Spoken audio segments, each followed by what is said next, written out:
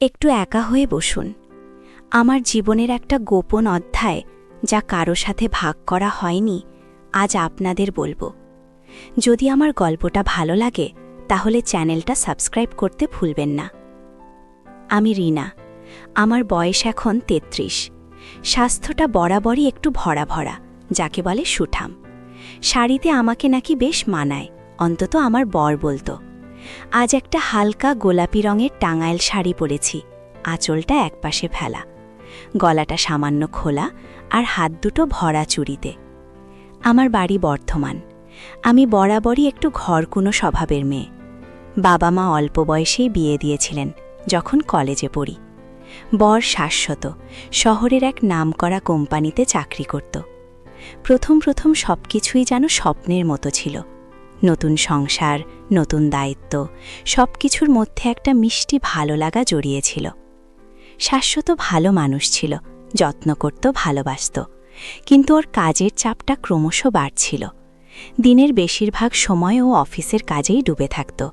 সপ্তাহান্তে হয়তো একটু সময় দিত, কিন্তু সেটাও যেন কেমন যান্ত্রিক লাগত মাঝে মাঝে। আমাদের সংসারটা যৌথ পরিবার হলেও শাশ্বতীর বাবা না গ্রামে থাকতেন। শহরে আমরা শুধু শাশ্বত, আমি আর আমার দেবর অয়ন, এই ৩ জন। অয়ন তখন সদ্য কলেজে ভর্তি হয়েছে। খুব শান্ত আর চুপচাপ স্বভাবের ছিলে। আমি যখন এ বাড়িতে নতুন আসি তখন ওকে দেখেছিলাম ওর বইয়ের পাতায় মুখ গুজে থাকতে। আমার সাথে কথা বলতেও যেন ওর একটা সংকোচ ছিল। আমি ওর ভাবি, তাই একটা অদৃশ্য দেয়াল ছিল আমাদের মাঝে। প্রথম প্রথম আমি ওর খোঁজখবর নিতাম, কি খেলো, কি পড়ল। ও খুব অল্প কথা বলতো, ভালো আছি ভাবি, বা কিছু লাগবে না ভাবি, এইটুকুই। কিন্তু সময়ের সাথে সাথে সব কিছু বদলাতে শুরু করল। শাশ্বত প্রায়ই অফিসের কাজে বাইরে যেত, কখনো ১ সপ্তাহ, কখনো ১০ দিন। এই সময়ে আমি একাই থাকতাম বাড়িতে। অয়ন কলেজে যেত, ফিরে এসে নিজের ঘরে পড়াশোনা করত। ধীরে ধীরে ও যেন আমার সঙ্গে সহজ হতে শুরু করল। হয়তো দেখত আমি একা বসে আছি বারান্দায়, ও এসে পাশে দাঁড়াত। প্রথম প্রথম শুধু চুপ করে থাকত, তারপর ২-১টা কথা, ভাবি কেমন আছো, তোমার মন খারাপ লাগছে নাকি? ওর এই টুকু কানসিনও আমার ভালো লাগত, কারণ শাশ্বত যখন বাইরে থাকত আমার খোঁজ নেওয়ার মতো কেউ ছিল না। অয়ন পড়াশোনার পাশাপাশি ছবি আঁকত, খুব সুন্দর হাত ছিল ওর। একদিন ওর ঘরে গিয়ে দেখি একটা ল্যান্ডস্কেপ আঁকছে। আমি মুগ্ধ হয়ে তাকিয়েছিলাম। ও লজ্জা পেয়েছিল, কিন্তু আমার আগ্রহ দেখে খুশি হয়েছিল। তারপর থেকে প্রায়ই আমরা গল্প করতাম ছবি আঁকা নিয়ে। ও আমাকে নানান রঙের শেড চিনিয়ে দিত, ব্রাশের ব্যবহার শেখাত। ওর চোখ দুটোয় একটা গভীরতা ছিল। যখন ও কোনো বিষয় নিয়ে কথা বলতো তখন ওর চোখগুলো উজ্জ্বল হয়ে উঠত। আমি ওর সেই উজ্জ্বল চোখের দিকে তাকিয়ে থাকতাম। একদিন রাতের বেলা, শাশ্বত তখন ১ সপ্তাহের জন্য অফিসের কাজে বাইরে। লোডশেডিং হয়েছিল, সারা বাড়ি খুটখুটে অন্ধকার। আমি রান্নাঘরের কাজ করছিলাম, হঠাৎ একটা বাসন পড়ে ঝনঝন করে উঠল। আমি ভয় পেয়ে গিয়েছিলাম। অয়ন ওর ঘর থেকে বেরিয়ে এসে দেখল। কি হয়েছে ভাবি, ভয় পেয়েছ নাকি? ওর গলার স্বর শুনে আমার বুকের ভেতরটা কেমন যেন শান্ত হয়ে গিয়েছিল। ও তাড়াতাড়ি মোবাইল থেকে টর্চ জ্বেলে দিল। আমি দেখলাম আমার কপালে বিন্দু বিন্দু ঘাম জমেছে। ও আলতো করে আমার হাতটা ধরে বলল, চিন্তা করো না, আমি তো আছি। ওর হাতের স্পর্শটা ছিল ভীষণ কোমল, উষ্ণ। সেই প্রথমবার ওর হাতের স্পর্শ পেয়ে আমার মনে এক অন্যরকম অনুভূতি হয়েছিল। একটা বিদ্যুৎ যেন খেলে গিয়েছিল সারা শরীরে। আমি তৎক্ষণাৎ হাতটা সরিয়ে নিয়েছিলাম, কিন্তু সেই স্পর্শটা আমার মনে গেঁথে গিয়েছিল। তারপর থেকে আমাদের মধ্যে দূরত্বটা যেন আরও কমতে শুরু করল। অয়ন এখন আর সেই চুপচাপ ছেলেটা ছিল না। ও আমার সাথে হাসত, মজা করত। টিভিতে কোনো সিনেমা দেখতে বসলে ও আমার পাশে এসে বসত। মাঝে মাঝে ওর কাঁধটা আমার কাঁধে ছুঁয়ে যেত। প্রথমে অস্বস্তি হলেও পরে কেমন যেন একটা ভালো লাগা কাজ করত। আমার মনটা খালি ওর সান্নিধ্য খুঁজত। আমি নিজেকে বোঝাতাম, ও তো আমার দেবরের মতো, ভাইয়ের মতো। কিন্তু কেন জানি না, ওর চোখের দিকে তাকালে আমার ভেতরটা কেমন যেন কেঁপে উঠত। ওর চোখে এক গভীর শ্রদ্ধা, আর তার সাথে মিশেছিল আরও কিছু, যা আমি তখনও ঠিক বুঝে উঠতে পারছিলাম না। শাশ্বত যখন বাড়ি ফিরত তখন যেন অয়ন আবার নিজের খোলসে ঢুকে যেত। ওর সেই হাসি খুশি ভাবটা থাকতো না। আমার সাথেও দূরত্বটা বজায় রাখত। আমি ওর এই পরিবর্তনটা লক্ষ্য করতাম। কেন ও এমন করে? শাশ্বত থাকলে কি ও স্বাচ্ছন্দ্য বোধ করে না, নাকি অন্য কিছু? এই প্রশ্নগুলো আমার মনে ঘুরপাক খেত, কিন্তু আমি কিছু জিজ্ঞেস করতাম না, কারণ আমিও তো জানতাম না ঠিক কি হচ্ছে। শাশ্বত প্রায়ই বাড়ি ফিরতে দেরি করত, মাঝে মাঝে রাত করেও ফিরত। আমি একা একা ঘুমোতে পারতাম না। অয়ন এটা বুঝে গিয়েছিল, তাই ও মাঝে মাঝে রাতের বেলা আমার ঘরের পাশ দিয়ে হেঁটে যেত আর ফিস ফিস করে বলতো, ভাবি ঘুমিয়েছ নাকি? ওর এইটুকু উপস্থিতি আমার মনের ভেতরের ভয়টাকে দূর করে দিত। একদিন মাঝরাতে আমি ঘুমোতে পারিনি। অনেকক্ষণ ছটফট করার পর উঠে বারান্দায় এসে বসেছিলাম। দেখি অয়নও বারান্দায় দাঁড়িয়ে আছে, চাঁদ দেখছে। আমাকে দেখেও চমকে উঠল। ভাবি, তুমি এখনো জেগে আছো?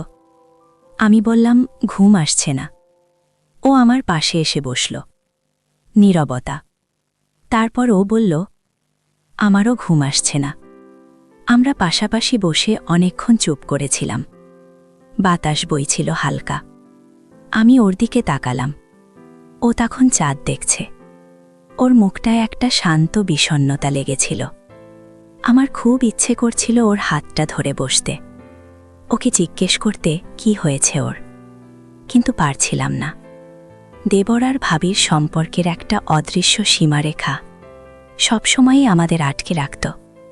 সেই রাতে প্রথমবার অয়ন আমাকে ওর জীবনের কিছু ব্যক্তিগত কথা বলেছিল। ওর বাবার সঙ্গে ওর সম্পর্কটা খুব ভালো ছিল না। বাবা চাইতেন ও ডাক্তার হোক, কিন্তু ওর মন ছিল আর্টের দিকে। ও আমাকে বলেছিল যে ও নাকি সব কথা কাউকে বলতে পারে না, কিন্তু আমার কাছে এসে ওর মনটা কেমন যেন হালকা হয়ে যায়।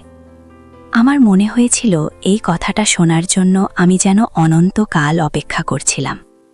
আমি সেদিন ওকে বুকে টেনে নিতে চেয়েছিলাম, ওর মাথায় হাত বুলিয়ে দিতে চেয়েছিলাম, ওকে বলতে চেয়েছিলাম, তুমি একা নও, আমি আছি, কিন্তু পারিনি।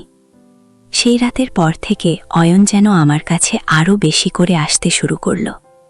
শুধু শারীরিক উপস্থিতি নয়, মানসিক দিক থেকেও ও আমার ওপর অনেকটা নির্ভরশীল হয়ে পড়েছিল। আমি জানতাম এটা একটা ভুল রাস্তা, কিন্তু মনকে বোঝাতে পারতাম না। শাশ্বত যখন বাড়িতে থাকত তখন ও আমাকে ওর বন্ধুদের সাথে আড্ডা দিতে যেতে দিত না, সন্ধ্যার পর বাইরে বের হতে দিত না। কিন্তু অয়নের সাথে আমার কোনো বিধিনিষেধ ছিল না, কারণ ও তো দেবর, পরিবারের একজন। এই স্বাধীনতাটা আমাকে আরও বেশি করে ওর দিকে টেনে নিয়ে যাচ্ছিল। অয়নও এই সুযোগটা কাজে লাগাত। যখনই দেখত শাশ্বত ঘরে নেই বা ঘুমাচ্ছে, ও আমার কাছে চলে আসত, কখনো টিভির অজুহাতে, কখনো বইয়ের অজুহাতে, কখনো শুধু গল্প করার অজুহাতে। একদিন দুপুরের খাবার খাচ্ছিলাম আমরা। শাশ্বত দুপুরে খেতে বসত না, ও অফিসে খেত, অয়ন আর আমি। অয়ন বলল, ভাবি, তোমার হাতের রান্না অমৃত, মায়ের রান্নার থেকেও ভালো। ওর এই কথাটায় আমি ব্লাশিং করেছিলাম। ও হেসেছিল। ওর সেই দুষ্টু হাসিটা আমার মনকে আরও বেশি করে দোলা দিয়েছিল।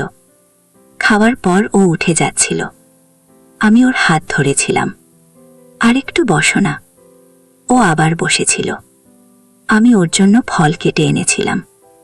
ফল খেতে খেতে ও বলেছিল, ভাবি, তুমি যখন হাসো তোমার গালে টোল পড়ে, খুব সুন্দর লাগে। এই কথাটা শুনে আমার বুকের ভেতরটা কেমন যেন মোচড় দিয়ে উঠেছিল। আমি জানি এই ধরনের কথা একজন দেবরের তার ভাবিকে বলা উচিত নয়, আর আমারও এই কথাগুলো উপভোগ করা উচিত নয়, কিন্তু আমি নিজেকে থামাতে পারছিলাম না। অয়নের সান্নিধ্যটা আমার জন্য যেন একটা নেশার মতো হয়ে গিয়েছিল। শাশ্বত যখন বাড়ি ফিরত আমার মনটা কেমন যেন অস্থির হয়ে উঠত। মনে হতো কখনো আবার কাজে যাবে আর আমি অয়নের শখে একান্তে সময় কাটাতে পারব।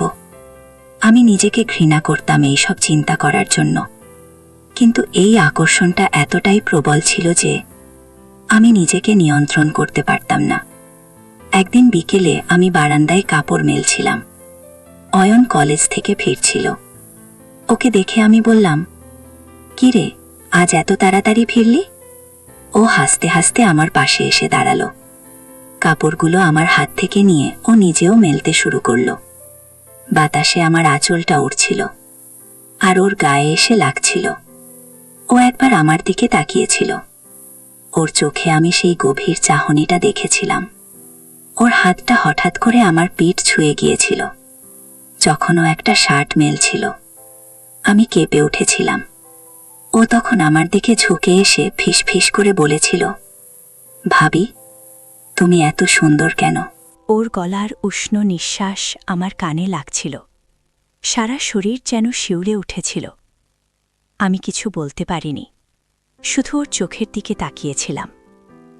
ওর চোখে তখন এক অন্যরকম আবেগ খেলা করছিল, যা আমি আগে কখনো দেখিনি। আমাদের মুখগুলো খুব কাছে চলে এসেছিল। একটা অস্ফুট শব্দ হয়েছিল আমার ঠোঁট থেকে। আমি চোখ বন্ধ করে ফেলেছিলাম। মনে হয়েছিল এই মুহূর্তটা যেন কখনো শেষ না হয়। কিন্তু একটা অদৃশ্য দেয়াল আমাদের মাঝখানে ছিল। একটা সমাজ, একটা পরিবার, একটা সম্পর্ক। সেদিন সন্ধ্যায় আমি কিছুতেই নিজেকে সামলাতে পারছিলাম না। বারবার মনে পড়ছিল অয়নের সেই কথাগুলো, ওর উষ্ণ নিঃশ্বাস, ওর চোখের চাউনি। আমি জানতাম এটা ভুল, ঘোর অন্যায়, কিন্তু আমার মন মানছিল না। শাশ্বত সেদিনও ফিরতে দেরি করবে জানিয়েছিল। আমি একা বিছানায় শুয়ে ছটফট করছিলাম। হঠাৎ আমার ঘরের দরজায় একটা মৃদু টোকা পড়ল। আমি চমকে উঠলাম। অয়ন। আমি দরজার দিকে তাকিয়েছিলাম। আমার বুকের ধুকফুকানি বেড়ে গিয়েছিল। ও খুব শান্তভাবে দরজাটা খুলে ভেতরে ঢুকল। ঘরের আলোটা নিভানো ছিল, শুধু বাইরের মৃদু আলো এসে ঘরে ঢুকছিল। ও এসে আমার বিছানার পাশে বসল। আমি উঠে বসলাম। নীরবতা। তারপর ও আমার হাতটা ধরল। ওর হাতের স্পর্শে আমার শরীরটা যেন অবশ হয়ে গিয়েছিল। "ভাবি, তুমি খুব মন খারাপ করেছ?" ও বলল। আমি ওর দিকে তাকালাম। আমার চোখে জল এসে গিয়েছিল। আমি কিছু বলতে পারছিলাম না। ও আমার চোখ মুছে দিল আলতো করে। তারপর আমার গাল ছুঁয়ে ওর আঙুলগুলো আমার ঠোঁটের কাছে এলো। একটা চাপা দীর্ঘশ্বাস বেরিয়ে এলো আমার বুক থেকে। "ভাবি, আমি জানি এটা ভুল, কিন্তু আমি তোমাকে ভালোবাসি।" ওর এই কথাগুলো আমার মাথায় যেন বাজ পড়ার মতো লাগলো। আমি জানতাম আমি ওকে একই কথা বলতে চাই, কিন্তু বলতে পারছিলাম না। সমাজ, পরিবার, আত্মসম্মান সবকিছু মিলে যেন আমার গলা টিপে ধরেছিল। সেই রাতে আমাদের মধ্যে শারীরিক কোনো সম্পর্ক হয়নি, কিন্তু মানসিক দিক থেকে আমরা যেন অনেকটাই কাছাকাছি চড়ে গিয়েছিলাম। একটা অন্যরকম বন্ধন তৈরি হয়েছিল আমাদের মাঝে, যা সমাজের চোখে অবৈধ হলেও আমাদের দুজনের কাছে সেটাই ছিল একমাত্র সত্য। এরপর থেকে অয়ন আরও বেশি সাহসী হয়ে উঠেছিল। ও এখন আমার চুল ঠিক করে দিত, আমার শাড়ির আঁচলটা ঠিক করে দিত, অজুহাত খুঁজে আমার পাশে বসত। আমি বাধা দিতাম না। আমারও এই সান্নিধ্যটা ভালো লাগত। আমি নিজের অজান্তেই এই নিষিদ্ধ সম্পর্কের গভীরে ডুব দিচ্ছিলাম। আমার মন জানত এটা পাপ। প্রতি মুহূর্তে আমার মধ্যে একটা অপরাধ বোধ কাজ করত। শাশ্বতর প্রতি আমি অন্যায় করছি, পরিবারের প্রতি অন্যায় করছি, কিন্তু অয়নের চোখে যে ভালোবাসা দেখতাম, ওর কাছ থেকে যে মানসিক শান্তি পেতাম, সেটা আমি আর কোথাও খুঁজে পেতাম না। শাশ্বত ভালো স্বামী হলেও সময়ের সাথে সাথে আমাদের সম্পর্কের সেই গভীরতাটা কেমন যেন ফিকে হয়ে গিয়েছিল। ও শুধু আমাকে স্ত্রীর দায়িত্ব পালন করতে দেখত, কিন্তু আমার মনের ভেতরের শূন্যতাটা ও কোনোদিন বুঝতে পারেনি। অয়ন সেটা বুঝেছিল, আর সেই শূন্যতাটা পূরণ করার চেষ্টা করেছিল। কিন্তু এই গোপন সম্পর্ক বেশি দিন চালানো সম্ভব ছিল না। আমার মনের মধ্যে প্রতিনিয়ত একটা দ্বন্দ্ব চলত। আমি চাইতাম সব কিছু ছেড়ে অয়নের হাত ধরে চলে যেতে, আবার সমাজ আর পরিবারের ভয়ে গুটিয়ে যেতাম। অয়নও বুঝতে পারত আমার এই অস্থিরতা। একদিন ও আমাকে বলল, ভাবি, আমি জানি তুমি কষ্ট পাচ্ছ, এই সম্পর্কটা এভাবে চলতে পারে না। ওর কথা শুনে আমার বুকের ভেতরটা ছিঁড়ে গিয়েছিল। আমি ওর দিকে তাকিয়েছিলাম, আমার চোখে তখন শুধুই অসহায়ত্ব। ও আমাকে বুকে জড়িয়ে ধরেছিল প্রথমবার। আমি কাঁদছিলাম অঝরে। ও আমাকে সান্ত্বনা দিচ্ছিল, আমরা দুজনেই ভুল করছি ভাবি, এটা শেষ হওয়া উচিত। সেই দিনটা ছিল আমাদের সম্পর্কের শেষ দিন। আমরা দুজনেই বুঝতে পারছিলাম যে এই সম্পর্কটা আমাদের দুজনের জীবনকেই ধ্বংস করে দেবে। অয়ন সেই দিনই ঠিক করল ও অন্য শহরে চলে যাবে পড়াশোনার অজুহাতে। আমার জন্য এটা ছিল এক কঠিন সিদ্ধান্ত, এক তীব্র যন্ত্রণা। আমি জানতাম ও চলে গেলে আমি আবার একা হয়ে যাব, কিন্তু এটাই ছিল একমাত্র পথ। ওকে আটকে রাখার মতো কোনো অধিকার আমার ছিল না, আর ওর জীবনটাও আমি নষ্ট করতে পারতাম না। অয়ন চলে গেল। যাওয়ার আগেও আমাকে শেষবারের মতো বলেছিল, ভালো থেকো ভাবি, তোমাকে আমি সব সময় মনে রাখব। ওর চোখ দুটো সেদিন ঝলঝল করছিল। আমিও কিছু বলতে পারিনি, শুধু নীরবে ওর চলে যাওয়া দেখেছিলাম। সেই দিন থেকে আমার জীবনটা যেন আবার আগের মতো হয়ে গেল, কিন্তু আমার মনের ভেতরে একটা গভীর শূন্যতা তৈরি হয়ে গিয়েছিল। আমি আর আগের মতো হাসতে পারতাম না, আমার চোখে সেই উজ্জ্বলতাটা আর ছিল না। শাশ্বত আমার এই পরিবর্তনটা লক্ষ্য করত, কিন্তু কিছু জিজ্ঞেস করত না। হয়তো ও ভাবত আমি শারীরিকভাবে অসুস্থ। এই সম্পর্কের গল্পটা আমি কারো সাথে ভাগ করতে পারিনি। এটা আমার জীবনের এক গোপন অধ্যায়, এক নীরব আর্তনাদ। এই অভিজ্ঞতা আমাকে শিখিয়েছে যে ভালোবাসার নামে কিছু সম্পর্ক কতটা জটিল আর বিপজ্জনক হতে পারে। একটা ভুল পদক্ষেপ কিভাবে একজন মানুষের জীবনকে বদলে দিতে পারে, তার প্রমাণ আমি নিজেই। তাই এই গল্পটা আপনাদের বলছি, যাতে আপনারা সবাই সতর্ক থাকেন। মনের ভেতরে দুর্বলতা বা একাকিত্বের সুযোগে যেন ভুল পথে পা বাড়িয়ে নিজেদের জীবনকে অন্ধকারে ঠেলে না দেন। পারিবারিক সম্পর্কগুলো পবিত্র, সেগুলোকে সবসময় সম্মান করা উচিত, আর মনের ওপর নিয়ন্ত্রণ রাখা উচিত। ক্ষণিকের ভালো লাগা বা তীব্র আকর্ষণ অনেক সময়ই আমাদের ভুল পথে চালিত করে, যার ফল হয় ভীষণ তিক্ত। জীবনটা অনেক সুন্দর, একে সঠিক পথে চালানোর দায়িত্ব আমাদের নিজেদেরই।